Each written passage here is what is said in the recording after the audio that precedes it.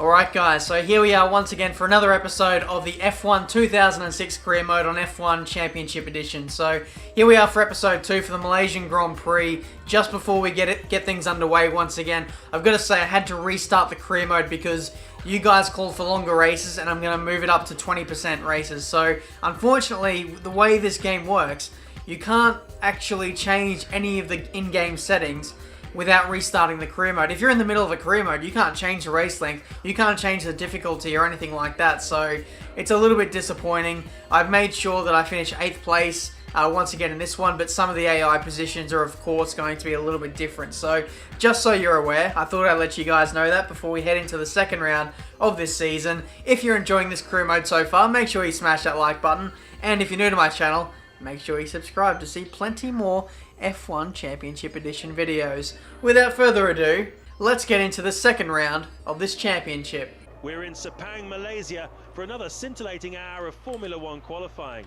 Traditionally, across all the Codemasters F1 games, Malaysia is usually a weak track for me. It's going to be interesting to see whether Malaysia is a weakness for me on this game. First lap in Q1, it is 1:38.5. Not bad. The second knockout session is about to begin. Here we determine grid positions 16 to 11. I don't know, 1:36, I think that's pretty good. 1:36.6. We are only just shy of pole position there, set by Michael Schumacher. That is so close. End of Q2, and we end up in P6. I could never get this section right on F1 games by Codemasters, but on F1 Championship Edition, just nailing every apex through that middle sector. It feels so rewarding, just about.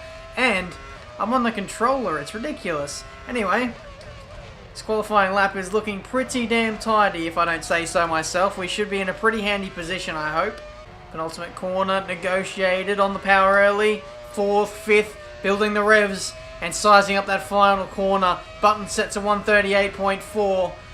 What are we going to do? We did a 36.6 in Q2. So anything better than that and we'll be on the money. We lose the back end slightly there through the final corner. To the finish line, we set a 1:37.7. So there we have it. From 10th to pole, the grid order looks like this. So at the end of all that, we've ended up second place on the grid for the Malaysian Grand Prix. Very interesting looking grid, considering we did a 36.6 in Q2.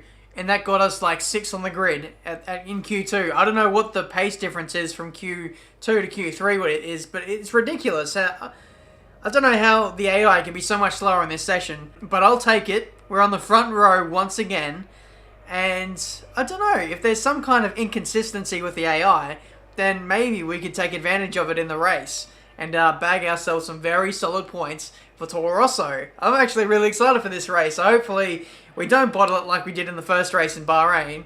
I'll stop waffling and we'll get on with the second race of the season here in Malaysia. Look, you can see that right there. The fastest lap was set by Alonso. It was a 36.2.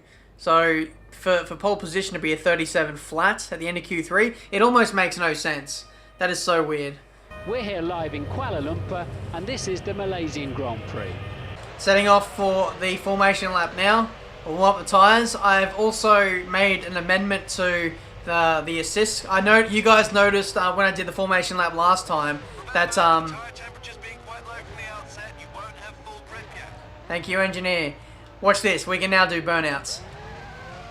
That's because I turned the traction control off. For some reason, traction control was set to 3 when it was supposed to be set to 1. So that has been...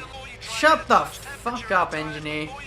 2,000 years later. So the whole traction control issue has been amended for this race. The amount of talking that this engineer does on this formation lap is absolutely crazy. Like it's like Jeff all over again from F1 2015. I thought like he was the absolute worst guy for talking to you in the middle of driving, but this guy, he's just about on par with him. I think Jeff gets inspiration from this guy. Look at the minimap. Look at how spread out all the cars are across the track. There's like a big clunk in the midfield there, and then the first 3 or 4 are just spread out so much. There's just absolutely no structure to this formation lap at all. My left rear tyre is heated up fairly well. It's like literally every other tyre It's got no temperature in it. Oil pressure looks good, temperature looks good, everything's ready to go. Engineer doesn't look good. See you at the first pit stop. Thank you. Are you going to be servicing my car? No, I don't think so. Alright. Your pikeys, come on, hurry up. I guess this is what it feels like to be an F1 driver.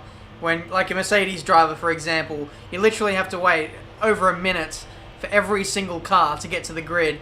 And all the while, almost like a frustration is building because your tyres are cooling out, your engine is maybe starting to overheat because it isn't getting that cool airflow going into the car. And just overall, just sitting in a hot F1 car waiting for everyone to grid up would be pretty damn frustrating. So, first world problems for the front runners.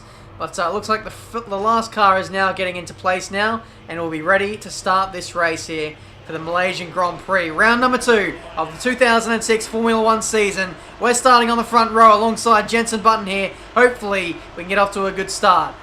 Away we go for the Malaysian Grand Prix. Jenson gets off to an absolute flyer in that Honda. He's going to need to. He's in a much slower car than some of the leaders, so he needs to capitalise on this start. So we'll see what we can do heading into turn 1. We still maintain P2 for now, so that's all that I could really ask for. Oh, Alonso goes for a move up the inside into turn 4, I think it was. And I think he backed out of the move there. We almost made contact there. That was so close. I honestly don't know how there wasn't contact made there. But we've got a lot of quick cars behind us. Alonso, Michael Schumacher, Kimi Räikkönen, Pablo Montoya. Just so many quick cars. So many legendary drivers that we've got to fend off for the next 12 laps. Can we do it? I'm going to give it my all. Hopefully we can come away with some really solid championship points today. The sense of speed in this car is absolutely crazy.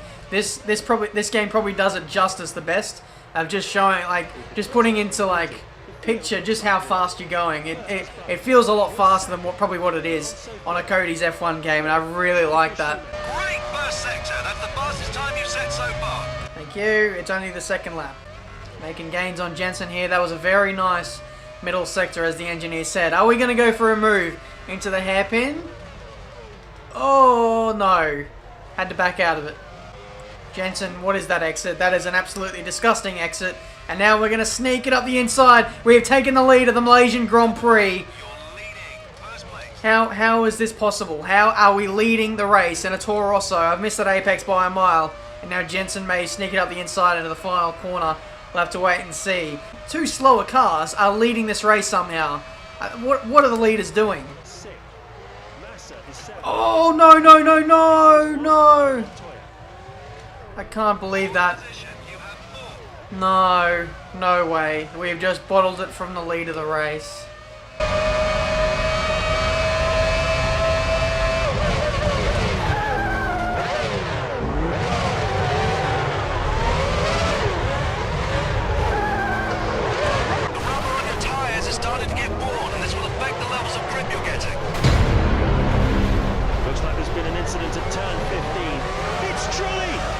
He's out of the race. That's got to be a disappointing result.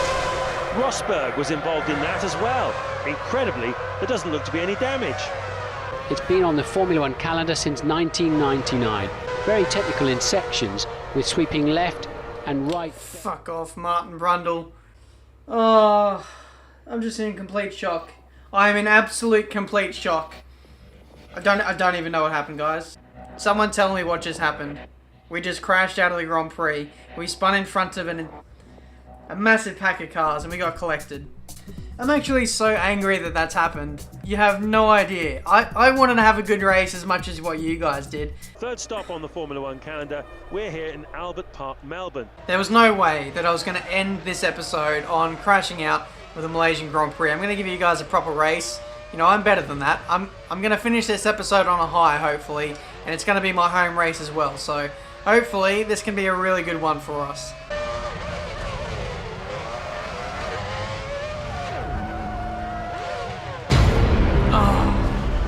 So there we have it. From 10th to pole, the grid order looks like this. Remember, safe driving today, please. We don't want any unnecessary repair build. Okay, I'm sorry.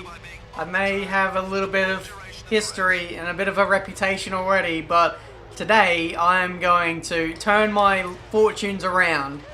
I think one thing we're going to have to watch out for in this race is the grass. It is very easy to just dip a wheel on the grass and then spin out, like we saw in qualifying, which led to us getting destroyed there. So that's something we'll certainly need to watch out for. And as always, we'll need to watch out for the curves, which can be pretty deadly too. A few clouds around. I wonder if it's going to rain. All systems confirmed to go for the race. Have fun and good luck. Don't worry, I'll be having lots of fun.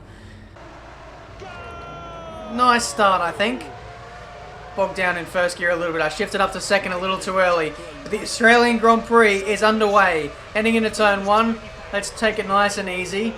This game is very unforgiving if you make mistakes, as we saw in Malaysia and also in qualifying. Around the outside. Not quite. We're past Rosberg. Next up is Webber. Can we pass 2 Williams in 2 corners? Yes, we can. We're into P17. Not a bad start so far. We're only halfway through lap 1. Bad exit for the car in front. Who was that? Not too sure who his name is. It's not Montoya. I think today is going to be all about controlled aggression, hopefully. We'll just need to reel in what we think is our limits and just play it slightly safe and try and play the percentages here and try and come away with a good result. We've taken too many risks in the past, and even like that extends to other series that I do, like Dirt Rally and all that kind of thing. I'm so tempted to overdrive the car and just push for that extra, you know, those little 1%ers, and they end up costing me. So today I'm not going to do that. I'm going to try and bring home some good points. Coulthard, he's up next. Oh, nice move there. Who was that? Villeneuve. Back up the inside, a bit of wheel-to-wheel contact. But we got the move done. Nice exit onto the final corner. We've got David Coulthard for P13. You're making good progress, moving up the back. Good final sector. You best so. Oh, we've been tagged by Coulthard! Unbelievable scenes! We've been taken out by an AI car. That's actually the last thing I was expecting. So here's us through the final corner, soaring past Coulthard on the DRS straight. That's us in the 13th. And then, just a few moments later, Coulthard goes, nope, I'm not having any of that. And he goes and tags us on the inside. He didn't have his nose in far enough, and he tried to back out of the move, but he's taken us out nonetheless. And that is such a costly little incident there. I think we've dropped down towards the back with the back markers there. That was such a surprise to me as well. Coming into the first corner. A few cars are coming to the pit lane. We're going to... Oh, come on! I can't believe how much of a disastrous day we're having today. It's an absolute joke. Auto spin curbs, getting on grass, getting taken out by AI cars, and then just doing Are you joking me? Was that a corner cut? Are you kidding me, game? Oh my god, that fucking first corner. 1 millimeter of tyre tread on the grass and you are fucked. Is the lap you stop? Schedule stop on this lap. Really? Really? It was just a curb that time.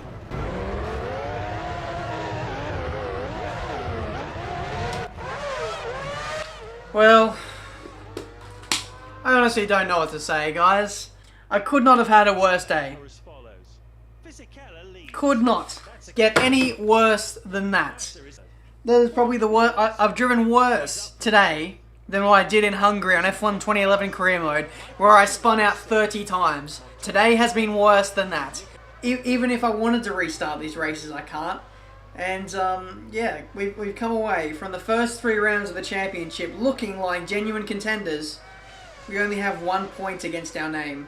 I'm sorry if you guys wanted a serious race for this episode, but it's just not going to happen in this one today. I'm sorry, but yeah, what can you do when this game is? I will give the game this. It is fairly realistic, but when you're on a pad on a PS3 controller, it is not that good. You can't control where the car is going, especially for me. I'm not a pad player. I'm a wheel player, so it's going to take some time for me to get used to this and even get accurate on this game.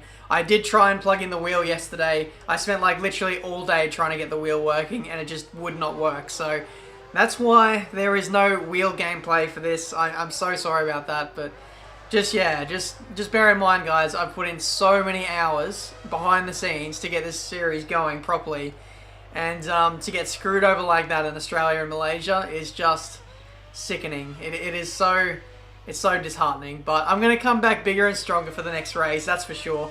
I am enjoying this game, don't get me wrong. It's just, I just drove pretty badly. Things will get better for the next episode. If you enjoyed this episode, if you enjoyed my suffering and my misfortune, then make sure you leave a like. If you're new to my channel, make sure you subscribe for plenty more racing game videos in the not too distant future. But yeah, what can you do when you have bad races like that and there is no option to restart? We simply have to take every single race as it comes. So that is just how the cookie is crumbled in this one. Hopefully you guys have appreciated my, I guess, honesty in this one. But yeah, until the next race in Magny-Cours, a new track for me. So it's going to be fairly interesting, to say the least. So thanks for watching. I'll see you guys for a brand new episode very soon. And I'll see you later. Cheers.